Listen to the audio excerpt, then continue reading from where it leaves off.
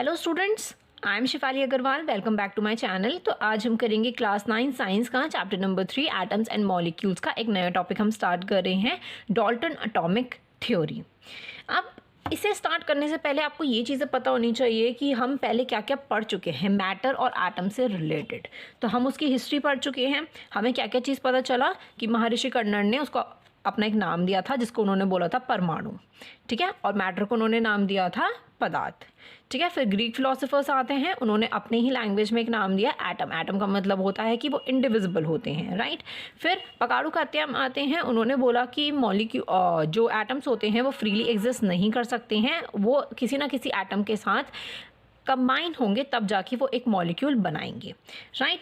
फिर हमने क्या पढ़ा था, फिर हमने लॉ ऑफ केमिकल कॉम्बिनेशंस के बारे में पढ़ा था। दो तरह के होते हैं law of chemical combinations, law of conservation of mass and the law of constant proportionate. Law of conservation of mass में हमने क्या पढ़ा था कि मास जो है ना ही वो क्रिएट होगा ना ही डिस्ट्रॉय होगा जब भी आपका केमिकल रिएक्शन होते हैं। लॉ ऑफ कांस्टेंट प्रोपोर्शनेट में हमने क्या पढ़ा था कि एक रेशियो में हमें गिवन होगा, क्या गिवन होगा, एक एलिमेंट जो है कंबाइन होंगे, वो किस रेशियो में कंबाइन होंगे, सेम रेशियो में कंबाइन होंगे, जैसे हमने वाटर के एग्जांपल से हमने पढ़ा था, राइट। इतना क्लियर है? ओके। ये जो दो तरह के लॉज उन्होंने दिए, किस किसने दिए थे, जोसेफ प्रॉस्ट ने एंड एटॉमिक लूसिफर ने दिए थे, राइट। ये दोनों ही लॉज जब हमारे आ गए, इन दोनों दे दिए, लेकिन हमारे पास कुछ सुटेबल एक्सप्लेनेशन नहीं थी। तो साइंटिस्ट उस टाइम पे क्या ढूंढ रहे थे कि हमें एक सुटेबल एक्सप्लेनेशन मिले, किसकी, इन लॉज की। जब वो ये चीज़ ढूंढ रहे थे तो सबसे आगे कौन आया, सबसे पहले आए जॉन डाल्टन। उन्होंने एक अपनी ही एक थ्योरी बना दी जिसका उन्होंने नाम दिया Dalton atomic theory. Dalton atomic theory क्या है? डाल्टन एटॉमिक थ्योरी इन सब बातों का निचोड़ है। उस टाइम तक जितना भी उन्हें पता था रिलेटेड टू मैटर, एटम्स, उन्हें जितना भी पता था, उन्होंने उन सारी चीज़ों को उन्होंने क्या किया, कंबाइन किया, समराइज किया, आप बोल सकते हो कि पूरा समराइज कर दिया उन्होंने। यहाँ पे लिखा है the next was to give the suitable explanation of these laws. जब सुटेबल एक्सप्लेनेशन को ढूंढ रहे थे तो ब्रिटिश की जो केमिस्ट हैं जॉन डाल्टन, उन्होंने एक बेसिक थ्योरी प्रोवाइड करी, किसके बारे में, नेचर ऑफ मैटर के बारे में, ठीक है, जिसे आप बोलते हो डाल्टन एटॉमिक थ्योरी, ठीक है। इतना क्लियर है? डाल्टन एटॉमिक थ्योरी के 3 बेसिस हैं। वो 3 बेसिस कौन से हैं? पहला है आपका डिविजिबिलिटी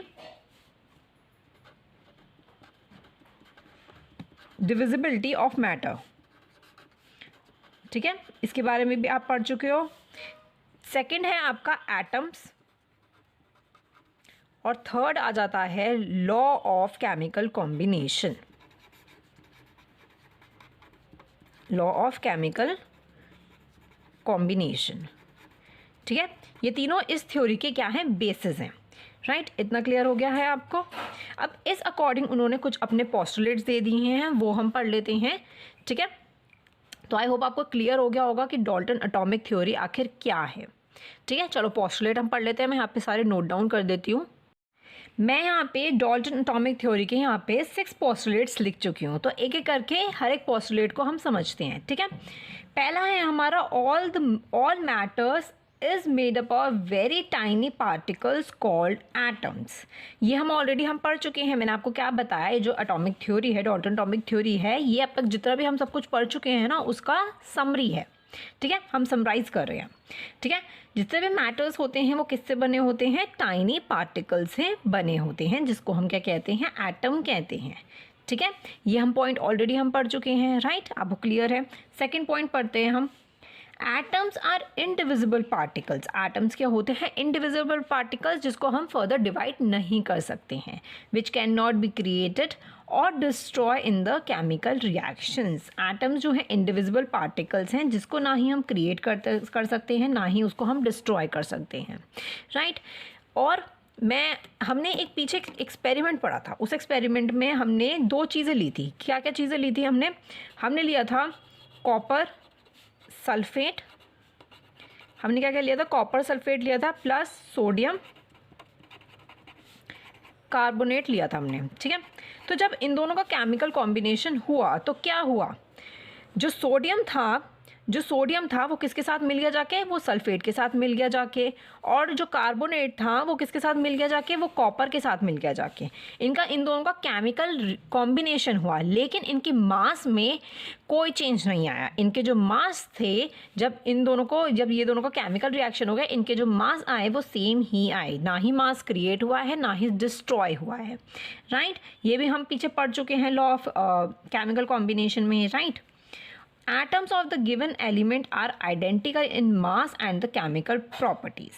अब इस थर्ड पॉइंट का क्या मतलब है? इस पॉइंट का ये मतलब है कि एटम्स के जो गिवन एलिमेंट्स होते हैं वो एक दूसरे के साथ क्या होता है, आइडेंटिकल होते हैं। आइडेंटिकल का मतलब क्या होता है कि बिल्कुल सेम होते हैं, मास में भी और उसकी केमिकल प्रॉपर्टीज़ भी क्या होती है, सेम होती है।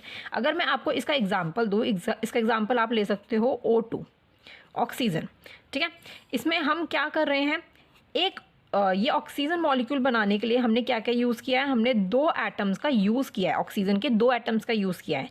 दोनों एटम्स जो हैं ऑक्सीजन के, उनका जो मास है वो भी बिल्कुल सेम है और केमिकल प्रॉपर्टीज़ भी बिल्कुल सेम होती है, ठीक है। इन दोनों के मास कितने होते हैं, अगर आपको पता है 16U होता है, और इस वाले का भी आपका 16U हुआ, मतलब दोनों के मासेस क्या हैं, बिल्कुल सेम हैं, और केमिकल प्रॉपर्टीज़ भी क्या हैं, बिल्कुल सेम है, ठीक है। ये बेस्ट एग्जांपल हो सकता है इस थर्ड पॉइंट का कि गिवन एलिमेंट्स जो होते हैं वो आइडेंटिकल होते हैं, मास में भी और केमिकल प्रॉपर्टीज़ में भी, राइट। इतना क्लियर है।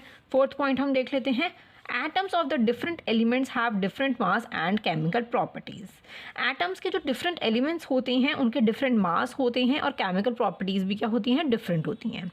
अभी हमने बात की आइडेंटिकल, मतलब गिवन एलिमेंट में जो होता है उनके मास और केमिकल प्रॉपर्टीज सेम होती है। अब डिफरेंट कब होती है, अगर मैं इसका एग्जांपल की बात करूं तो मैं ले लेती हूं, ये क्या होता है, ये होता है आपका हाइड्रोजन, और ये आपका होता है क्लोरीन, ठीक है।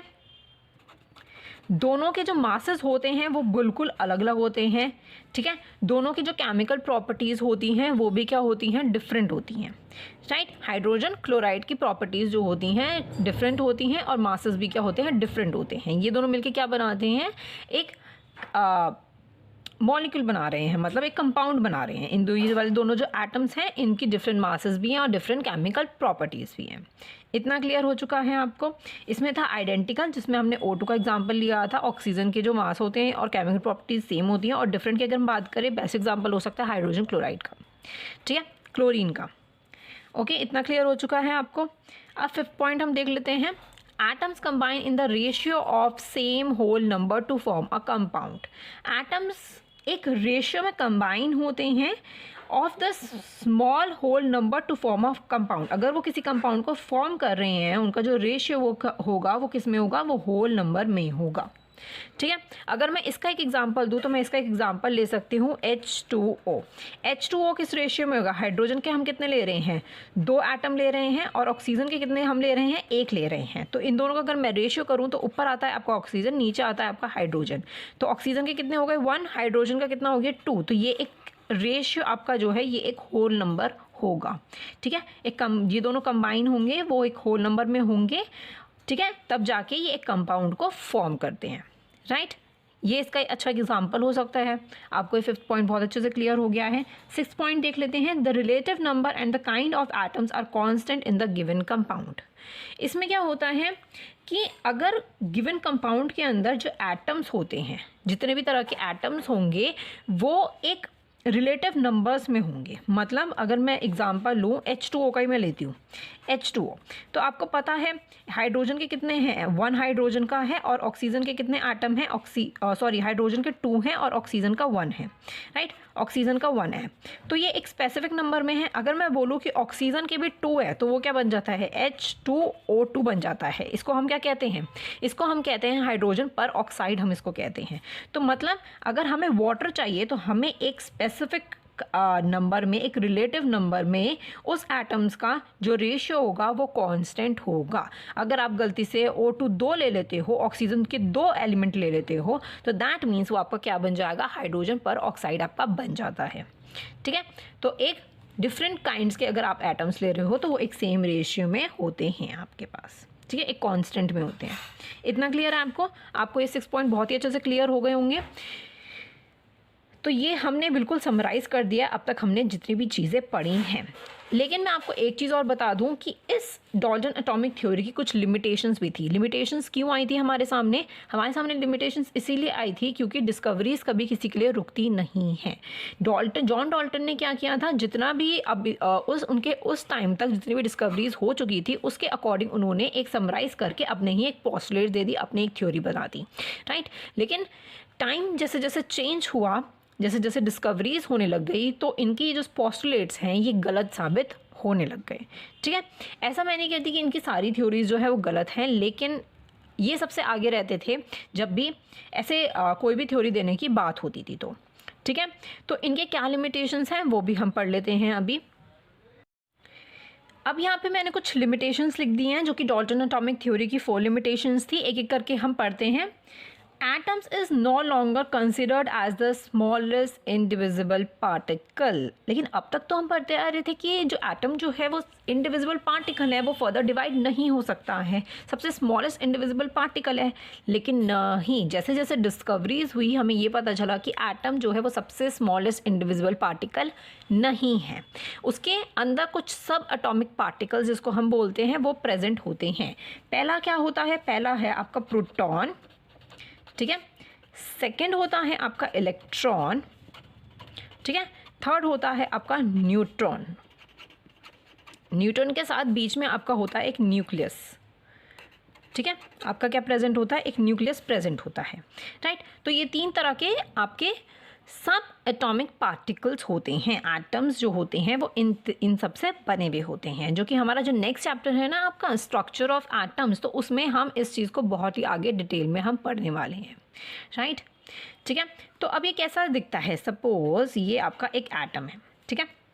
इसके अंदर आपका बीच में होता है न्यूक्लियस, ठीक है। ये क्या होता है आपका न्यूक्लियस, ठीक है। न्यूक्लियस होता है आपका किससे बना हुआ होता है, ये आपका प्रोटॉन प्लस न्यूट्रॉन से बना हुआ होता है, राइट। न्यूट्रॉन से और प्रोटॉन से बना हुआ होता है। इसके आसपास जो होते हैं कुछ एनर्जी सेल्स होते हैं। एनर्जी सेल्स जो हैं वो बार बार क्या करते रहते हैं, रिवॉल्व होते रहते हैं, घूमते रहते हैं, ठीक है। और ये किससे बने हुए होते हैं, ये इलेक्ट्रॉन से बने हुए होते हैं, राइट। इसको हम अच्छे से डिटेल में हम पढ़ने वाले हैं नेक्स्ट चैप्टर में, ठीक है। तो अब तक आप इतने समझ लो कि एटम्स जो होते हैं वो सबसे स्मॉलेस्ट इंडिविजिबल पार्टिकल अब नहीं है, ठीक है।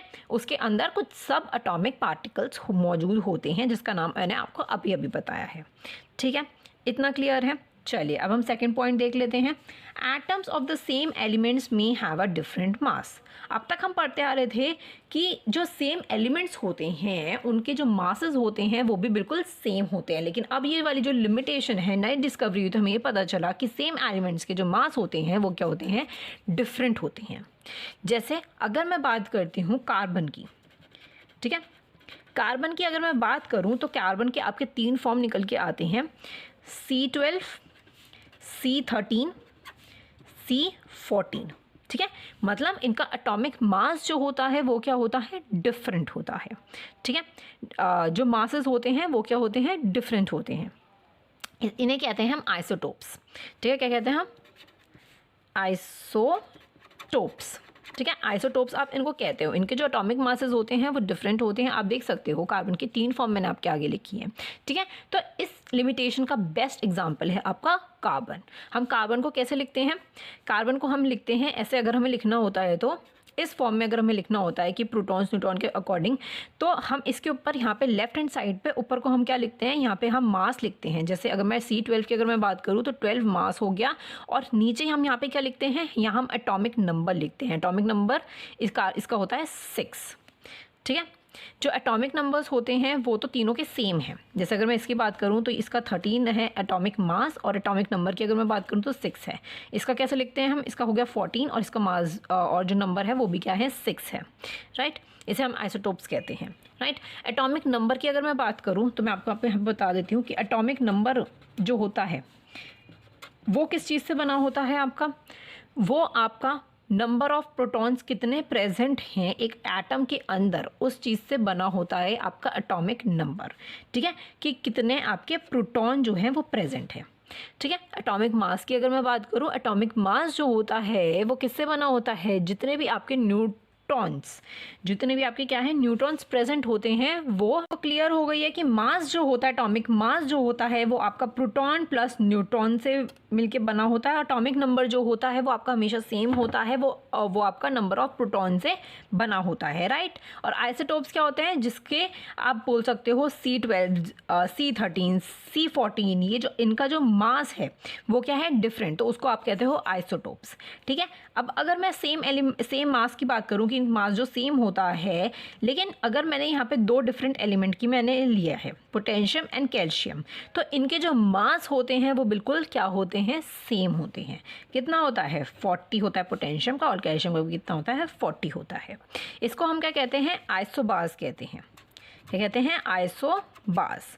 आइसो का मतलब होता है सेम और बार का मतलब होता है वेट, ठीक है। इनके जो वेट होते हैं मतलब इनके जो मास होते हैं वो सेम होते हैं, डिफरेंट एलिमेंट लिया है लेकिन जबकि इनके मास क्या है, सेम है, राइट। इतना क्लियर है। थर्ड और सेकंड और फर्स्ट तीनों पार्ट क्लियर हो गए हैं आपको। फोर्थ देख लेते हैं, substances made up of same kind of atoms may have a different properties. Substances same kind के एटम से बना होता है लेकिन उनकी जो प्रॉपर्टीज़ होती हैं वो डिफरेंट होती हैं। अगर मैं एक एग्जांपल ले लेती हूँ, जैसे आप बोल सकते हो डायमंड, और मैं लेती हूँ डायमंड और ग्रेफाइट, ठीक है, मैं दोनों लेती हूँ। डायमंड और ग्रेफाइट किस चीज़ से बने हुए होते हैं, दोनों ही आपके कार्बन एटम से बने हुए होते हैं, ठीक है। कार्बन एटम से दोनों ही बने हुए होते हैं, राइट। लेकिन दोनों की जो प्रॉपर्टीज़ हैं वो बिल्कुल डिफरेंट है। डायमंड क्या है, बहुत ही ज़्यादा हार्ड सब्सटेंस है, और ग्रेफाइट क्या है, बहुत ही ज़्यादा सॉफ्ट वाला सब्सटेंस है, राइट। सब्सटेंसेस इतना क्लियर हो गया है आपका। तो आप बोल सकते हो सब्सटेंसेस जो है सेम टाइप के एटम से बना हुआ हो लेकिन उनकी जो प्रॉपर्टीज़ होती हैं दोनों की वो क्या होती हैं, डिफरेंट होती हैं। तो ये कुछ लिमिटेशंस थी डाल्टन एटॉमिक थ्योरी की कि जैसी डिस्कवरीज हुई उस अकॉर्डिंग उनकी जो पोस्टुलेट्स थे वो क्या हो गए, गलत साबित हो गए, राइट। इतना क्लियर हो गया। डाल्टन एटॉमिक थ्योरी आपको क्लियर हो गई होगी। अगर कोई भी प्रॉब्लम होती है तो आप मुझे कमेंट या फिर इंस्टाग्राम पे आप मुझे मैसेज कर सकते हो, लिंक आपको डिस्क्रिप्शन में मिल जाएगा। टेलीग्राम का जो चैनल है उसका लिंक भी आपको डिस्क्रिप्शन बॉक्स में मिल जाएगा, आप चेक कर सकते हो, राइट। अब हमने लिमिटेशंस पढ़ी हैं और पोस्टुलेट्स पढ़े हैं डाल्टन एटॉमिक थ्योरी के, ठीक है। अब हम नेक्स्ट वीडियो में मिलेंगे एक नए टॉपिक के साथ, राइट। तो अगर चैनल को सब्सक्राइब ना किया हो तो चैनल को सब्सक्राइब कर दीजिएगा, वीडियो पसंद आई हो तो लाइक भी कर दीजिएगा। मिलते हैं नेक्स्ट वीडियो में। Thank you so much for watching, bye bye.